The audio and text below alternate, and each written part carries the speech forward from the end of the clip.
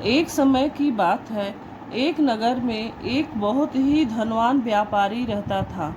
उसकी पत्नी बहुत ही सुंदर थी, लेकिन उसे गुरुवार के व्रत और भगवान बृहस्पति की पूजा में कोई श्रद्धा नहीं थी।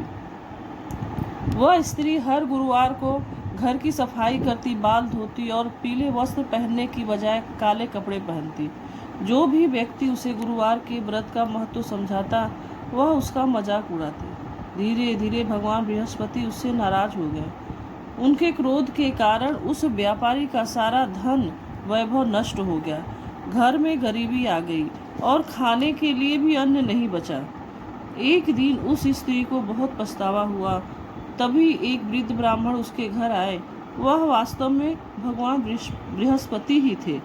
उन्होंने स्त्री से कहा, यदि तुम सच्चे मन से हर गुरुवार को व्रत रखोगी, पीले वस्त्र पहनोगी और भगवान बृहस्पति की पूजा करोगी, तो तुम्हारी सारी परेशानियां दूर हो जाएंगी।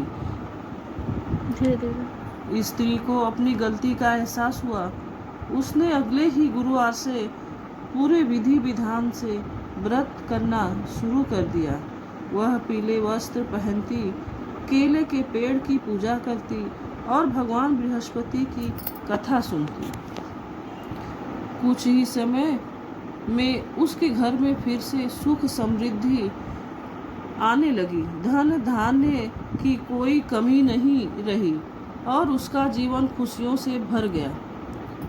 इसका संदेश यही होता है कि जो भी भक्त सच्चे मन से गुरुवार का व्रत रखता है और भगवान बृहस्पति की पूजा करता है, उसके जीवन में सुख, शांति, समृद्धि आ जाती है।